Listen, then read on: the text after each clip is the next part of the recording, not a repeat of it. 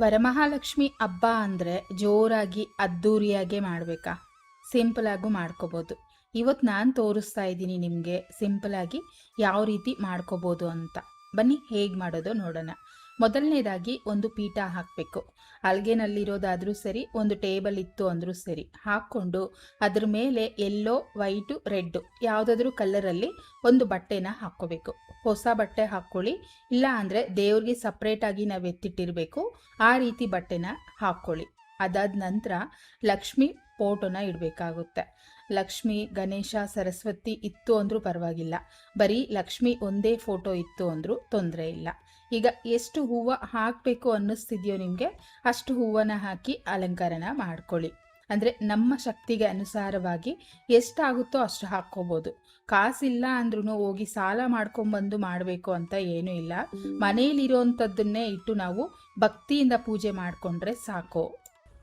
ಅಂದರೆ ನಮ್ಮ ದುಡ್ಡಲ್ಲಿ ನಾವು ಪೂಜೆ ಮಾಡಬೇಕು. ಸಾಲ ಮಾಡ್ಕೊಂಬಂದು ಇನ್ನೊಬ್ಬರ ದುಡ್ಡಲ್ಲಿ ನಾವು ಪೂಜೆ ಮಾಡೋದ್ರಿಂದ ಏನೂ ಫಲ ಸಿಗೋದಿಲ್ಲ ಅಲ್ವಾ. ನಂತರ ಕಲಶ ಸ್ಥಾಪನೆ ಮಾಡಬೇಕು. ಅದಕ್ಕೆ ತಾಮ್ರದ್ದು ಅಥವಾ ಬೆಳ್ಳಿದೋ ಯಾವುದಾದ್ರೂ ಒಂದು ತಟ್ಟೆನ ಇಟ್ಕೊಳ್ಳಿ. ಅದರಲ್ಲಿ ತುಂಬ ಅಕ್ಕಿನ ತುಂಬಿಸ್ಕೋಬೇಕು. ತುಂಬಿಸಿ ಪೂರ್ತಿಯಾಗಿ ಹರಡ್ಕೊಳ್ಳಿ. ನಂತರ ಇದ್ರ ಮೇಲೆ ಕಲಸನ ಇಟ್ಕೋಬೇಕು. ಬೆಳ್ಳಿದಾದರೂ ಪರವಾಗಿಲ್ಲ, ತಾಮ್ರದ್ದಾದರೂ ಪರವಾಗಿಲ್ಲ, ನಿಮ್ಮ ಮನೇಲಿ ಯಾವುದಿದೆಯೋ ಅದನ್ನೇ ಇಟ್ಕೋಬೋದು. ಹಾಗೆಯೇ ನೀರನ್ನು ತುಂಬಿಸ್ಕೊಳ್ಳೋಣ. ಪೂರ್ತಿ ತುಂಬ ತುಂಬಿಸ್ಬೇಡಿ, ಏಕೆಂದರೆ ತೆಂಗಿನಕಾಯಿ ಇಡಬೇಕಲ್ವ. ಒಂದು ಮುಕ್ಕಾಲು ಭಾಗದಷ್ಟು ಮಾತ್ರ ನೀರನ್ನು ಹಾಕ್ಕೊಳ್ಳಿ. ಹಾಗೆಯೇ ಅದರಲ್ಲೇ ಬಟ್ಲಡ್ಕೆ 2 ಹಾಕ್ಕೋಬೇಕಾಗುತ್ತೆ. ಬಟ್ಲಡ್ಕೆ ಅಥವಾ ನಾರ್ಮಲ್ ಅಡಿಕೆ ಇತ್ತು ಅಂದರೂ ತೊಂದರೆ ಇಲ್ಲ, ಅದನ್ನೇ ಸೇರಿಸ್ಕೊಳ್ಳಿ. ಹಾಗೆ ಅರಿಶಿನ ಮತ್ತು ಕುಂಕುಮ ಸ್ವಲ್ಪ ಹಾಕ್ಕೊಳ್ತಾ ಇದ್ದೀನಿ. ಅಕ್ಷತೆ ಹಾಕ್ಕೋಬೋದು, ಮತ್ತು 1 ರೂಪಾಯೋ 5 ರೂಪಾಯೋ ಕಾಯಿನ ಹಾಕ್ಕೊಳ್ಳೋಂಗಿದ್ರು ಹಾಕ್ಕೋಬೋದು. ಪೂಜೆ ಎಲ್ಲ ಮುಗಿದ ಮೇಲೆ ಆ ಕಾಯಿನ ತೆಗೆದು ನಾವು ಕಾಸಿನ ಡಬ್ಬದಲ್ಲಿ, ಅಂದರೆ ನೀವು ಯಾವುದರಲ್ಲಿ ಅಮೌಂಟ್ ಎತ್ತಿಟ್ಟಿರ್ತೀರೋ ಆ ಡಬ್ಬದಲ್ಲಿ ಹಾಕಿಟ್ಕೋಬೋದು. ಹಾಗೆಯೇ ವಿಳೆದೆಲೆನ 5 ಜೋಡಿಸ್ಕೊಳ್ತಾ ಇದ್ದೀನಿ. ಮಾವಿನ ಎಲೆ ಇತ್ತು ಅಂದರೆ ಅದನ್ನು ಸಹ ಒಂದು 5 ಇಟ್ಕೋಬೋದು, ಯಾವುದಾದ್ರೂ ಪರವಾಗಿಲ್ಲ. ಹಾಗೆಯೇ ತೆಂಗಿನಕಾಯಿ ನೀಟಾಗಿ ಒಂದು ಸ್ವಲ್ಪ ಜುಟ್ಟನ್ನು ತೆಗೆದುಬಿಟ್ಟು ಅರಿಶಿನ ಕುಂಕುಮ ಇಟ್ಟು ಜೋಡಿಸ್ತಾ ಇದ್ದೀನಿ. ನೋಡಿ, ಅರಿಶಿನ ಕುಂಕುಮ ನೀವು ಡೆಕೋರೇಟ್ ಮಾಡೋ ಥರ ಯಾವುದಾದ್ರೂ ಬೇರೆ ಡಿಸೈನ್ಸಲ್ಲೂ ಇಟ್ಕೋಬೋದು. ನಾನು ನೆಕ್ಸ್ಟ್ ವಿಡಿಯೋದಲ್ಲಿ ತೋರಿಸ್ತೀನಿ ನಿಮಗೆ ಯಾವ ರೀತಿ ಕುಂಕುಮ ಇಡೋದು ಅಂತ. ಅದ್ರ ಮೇಲೆ ಬ್ಲೌಸ್ ಪೀಸನ್ನು ಇಡ್ತಾ ಇದ್ದೀನಿ. ಈ ಬ್ಲೌಸ್ ಪೀಸು ಯಾವ ರೀತಿ ಫೋಲ್ಡ್ ಮಾಡೋದು ಅಂತ ನಾನು ಪ್ರೇಮಸ್ ಫ್ಯಾಮಿಲಿ ಚಾನಲಲ್ಲಿ ಹಾಕಿದ್ದೀನಿ, ಹೋಗಿ ಕ್ಲಿಕ್ ಮಾಡಿ ನೋಡಿ, ಡಿಟೇಲ್ ಆಗಿ ತೋರಿಸಿದ್ದೀನಿ. ಆ ರೀತಿ ಫೋಲ್ಡ್ ಮಾಡ್ಕೊಳ್ಳಿ. ಹಾಗೆಯೇ ಹೂವು ಇಟ್ಟು ಅಲಂಕಾರ ಮಾಡ್ಕೋಬೇಕು. ಹಾರ ಹಾಕ್ತಿರೋ, ಬಿಡಿ ಹೂವು ಇಡ್ತಿರೋ ಅದೆಲ್ಲ ನಿಮ್ಮಿಷ್ಟ. ನಿಮ್ಮ ಶಕ್ತಿಗನುಸಾರವಾಗಿ ಎಷ್ಟು ಹೂವು ಬೇಕು ಅಂದರೂ ಇಟ್ಟು ಅಲಂಕಾರನ ಮಾಡ್ಕೋಬೋದು. ಅಥವಾ ಸಿಂಪಲಾಗಿ ಮಾಡ್ತೀರಾ, ಸಿಂಪಲಾಗೂ ಮಾಡ್ಕೋಬೋದು. ಅಂದರೆ ನಮ್ಮ ಭಕ್ತಿ ಮುಖ್ಯ, ಎಷ್ಟು ಹೂವು ಹಾಕಿದ್ವಿ ಅನ್ನೋದು ಮುಖ್ಯ ಅಲ್ಲ ಅಲ್ವಾ. ಹಾಗೆಯೇ ದೀಪನ ಬೆಳಗಬೇಕು. ನಂತರ ನೋಡಿ, ಲಕ್ಷ್ಮಿನ ಯಾವಾಗಲೂ ಅಷ್ಟೇ ಬರೀ ಕತ್ತಲ್ಲಿ ಬಿಡಬಾರ್ದು. ಅದಕ್ಕೆ ಅರಿಶಿನ ದಾರದಲ್ಲಿ ಅರಿಶಿನ ಕೊಂಬನ್ನು ಕಟ್ಬಿಟ್ಟು ತಾಲಿ ಥರ ಕಟ್ತಾ ಇದ್ದೀನಿ. ಇದ್ರ ಜೊತೆಯಲ್ಲಿ ನೀವು ಎಷ್ಟು ಒಡವೆ ಬೇಕು ಅಂದರೂ ಹಾಕ್ಕೋಬೋದು. ಹಾಗೆಯೇ ಕಲಶದ ಮುಂದೆ ತಾಂಬೂಲನ ಇಟ್ಕೊಳ್ತಾ ಇದ್ದೀನಿ. 5 ರೀತಿ ಹಣ್ಣುಗಳಿಡ್ತೀರಾ ಇಡಿ, 9 ರೀತಿ ಹಣ್ಣು ಇಡ್ತೀರಾ ಇಡ್ಬೋದು. ಅಥವಾ ಎಷ್ಟು ತಟ್ಟೆ ಬೇಕು ಅಂದರೂ ನೀವು ಹಣ್ಣುಗಳನ್ನು ಜೋಡಿಸ್ಕೋಬೋದು. ಅಥವಾ ಈ ರೀತಿ 2 ಬಾಳೆಹಣ್ಣಿಟ್ಟು ಪೂಜೆ ಮಾಡಿದ್ರೂ ಸಾಕು.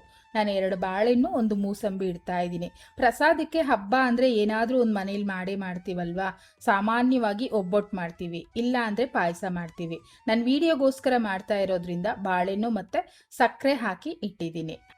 ನೀರನ್ನು ಮಾತ್ರ ಕಂಪಲ್ಸರಿ ಇಡಲೇಬೇಕು. ಅದಾದ ನಂತರ ಅರಿಶಿಣದ ದಾರ ಅಂದರೆ ಎಲ್ಲೋ ಥ್ರೆಡ್ ತಗೊಂಡು 9 ಗಂಟನ್ನು ಹಾಕಬೇಕು. ಅಂದರೆ ಅಷ್ಟಲಕ್ಷ್ಮಿ ಗಂಟು, ಅಷ್ಟಲಕ್ಷ್ಮಿಯರ ಹೆಸರುಗಳನ್ನು ಹೇಳ್ಕೊಳ್ತಾ 9 ಗಂಟನ್ನು ಹಾಕಬೇಕು.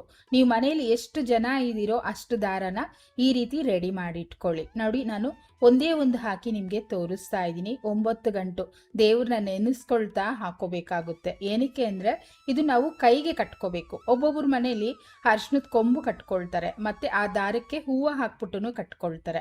ಅದು ನಿಮ್ಮಿಷ್ಟ, ನೀವು ಯಾವ ರೀತಿ ಕಟ್ಕೊಳ್ತೀರಾ ಅನ್ನೋದು ನಿಮ್ಮಿಷ್ಟ. ಹಾಗೆಯೇ ದೀಪನ ಬೆಳಗ್ತಾ ಇದ್ದೀನಿ. ಈಗ ಪೂಜೆನ ಸ್ಟಾರ್ಟ್ ಮಾಡಿದ್ದೀನಿ.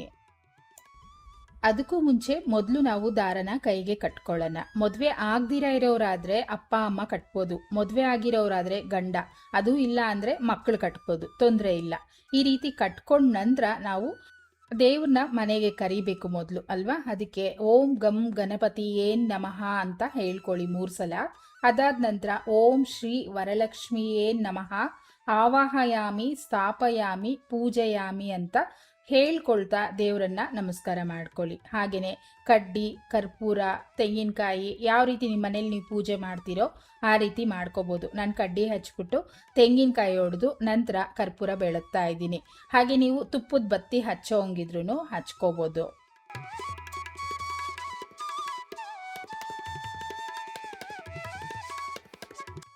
ಪೂಜೆ ಮಾಡೋದೆಲ್ಲ ನೋಡ್ಕೊಂಡ್ರಿ ಅಲ್ವಾ. ಹಾಗೇನೆ ಶುಕ್ರವಾರ ಅಲ್ವಾ, ಮನೆಗೆ ಯಾರಾದರೂ ಮುತ್ತೈದರು ಬಂದರು ಅಂದರೆ ಎಳೆ, ಅಡಿಕೆ ಮತ್ತು ಅರಿಶಿನ, ಕುಂಕುಮ, ಹಾಗೆಯೇ ಬಾಳೆಹಣ್ಣು, ನಂತರ ಒಂದು ಬ್ಲೌಸ್ ಪೀಸನ್ನು ಇಡ್ತಾ ಇದ್ದೀನಿ. ಅಂದರೆ ನೀವು ನೋಡ್ಕೊಳ್ಳಿ, ನಿಮ್ಗೆ ಯಾವ ರೀತಿ ಕೊಡಬೇಕು ಅನಿಸುತ್ತೋ ಆ ರೀತಿ ಅರಿಶಿನ ಕುಂಕುಮ ಕೊಟ್ಟು ತಾಂಬೂಲನ ಕೊಡಬೇಕು. ನಮ್ಮ ಮನೇಲಿ ಯಾವ ರೀತಿ ಮಾಡ್ತೀವಿ ಅಂದರೆ ಈ ರೀತಿ ಎಲೆ, ಅಡಿಕೆ ಮತ್ತು ಅರಿಶಿನ ಕುಂಕುಮ ಇಟ್ಟು ತೆಂಗಿನಕಾಯಿ ಹಾಗೆಯೇ ಬ್ಲೌಸ್ ಪೀಸನ್ನು ಕೊಡ್ತೀವಿ ಒಂದು 5 ಜನಕ್ಕೆ. ನಂತರ ಬರೋವ್ರಿಗೆಲ್ಲನೂ ಬರೀ ತೆಂಗಿನಕಾಯಿ ತಾಂಬೂಲನ ಕೊಡ್ತೀವಿ. ಅಂದರೆ ನಮ್ಮ ಶಕ್ತಿಗೆ ಎಷ್ಟು ಕೊಡೋಕ್ಕಾಗುತ್ತೋ ಅಷ್ಟನ್ನು ಕೊಡ್ಬೋದು. ಅದು ಇಲ್ಲ ಅಂದರೆ ಬರೀ ಅರಿಶಿನ ಕುಂಕುಮ ಕೊಟ್ಟು ಹೂವನ್ನ ಕೊಡ್ಬೋದು. ಆದರೆ ಅವತ್ತು ಯಾರೇ ಬರಲಿ ನಾವು ಅರಿಶಿನ ಕುಂಕುಮ ಕೊಟ್ಟೆ ಕಳಿಸ್ಬೇಕು. ಮಕ್ಕಳು ಬಂದರೂ ಅಷ್ಟೇ ಏನಾದರೂ ಮನೇಲಿರೋದನ್ನ ಸ್ವಲ್ಪ ಕೊಟ್ಟು ಕಳಿಸ್ಬೇಕು. ಏಕೆಂದರೆ ಲಕ್ಷ್ಮಿ ಯಾವ ರೂಪದಲ್ಲಿ ಮನೆಗೆ ಬರ್ತಾರೆ ಅಂತ ನಮಗೆ ಗೊತ್ತಿರಲ್ಲ ಅಲ್ವಾ. ಅದರಿಂದ ಆ ರೀತಿ ಕೊಟ್ಟು ಅವ್ರ ಮನಸ್ಸು ತೃಪ್ತಿ ಮಾಡಿಸಿ ಕಳಿಸ್ಬೇಕು. ಅನಂತರ ನೋಡಿ, ನಾನು ಲಕ್ಷ್ಮಿ ಅಷ್ಟೋತ್ತರನ ಓದ್ಕೊಳ್ತಾ ಇದ್ದೀನಿ. ನೀವು ಲಕ್ಷ್ಮಿ ಕತೆ ಓದೋಂಗಿದ್ರು ಓದ್ಕೋಬೋದು.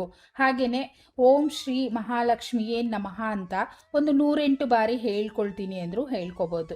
ಅದು ನಿಮ್ಮ ಇಷ್ಟ. ಆದರೆ ಭಕ್ತಿಯಿಂದ ಯಾವಾಗ ನೀವು ಆವತ್ತಿನ ದಿನ ಫ್ರೀ ಆಗಿರ್ತೀರೋ ಆ ಟೈಮಲ್ಲಿ ಕುತ್ಕೊಂಡು ಓದ್ಕೊಳ್ಳಿ.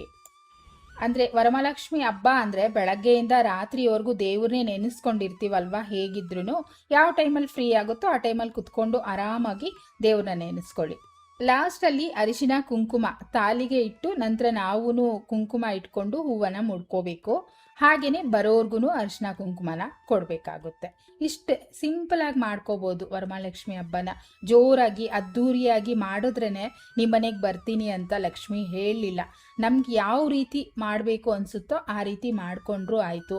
ಆದರೆ ಭಕ್ತಿಯಿಂದ ಮಾತ್ರ ಮಾಡ್ಕೋಬೇಕಾಗುತ್ತೆ. ನೋಡ್ಕೊಂಡ್ರಿ ಅಲ್ವಾ ಎಷ್ಟು ಸಿಂಪಲಾಗಿ ಹಬ್ಬನ ಮಾಡ್ಕೋಬೋದು ಅಂತ. ಈ ಸಲ ನಿಮ್ಮ ಮನೇಲೂ ಅಷ್ಟೇ ಸುಲಭವಾಗಿ ಹಬ್ಬ ಮಾಡ್ಕೊಳ್ಳಿ. ನಾನು ದೇವ್ರ ಹತ್ರ ಬೇಡ್ಕೊಳ್ತೀನಿ ನಿಮಗೆಲ್ಲ ಅಷ್ಟು ಐಶ್ವರ್ಯ ಕೊಟ್ಟು ಕಾಪಾಡಲಿ ಅಂತ. ಈ ವಿಡಿಯೋ ಇಷ್ಟ ಆಗಿದ್ರೆ ಒಂದೇ ಒಂದು ಲೈಕ್ ಕೊಟ್ಟು ಚಾನೆಲ್ನ ಸಬ್ಸ್ಕ್ರೈಬ್ ಮಾಡ್ಕೊಳ್ಳಿ.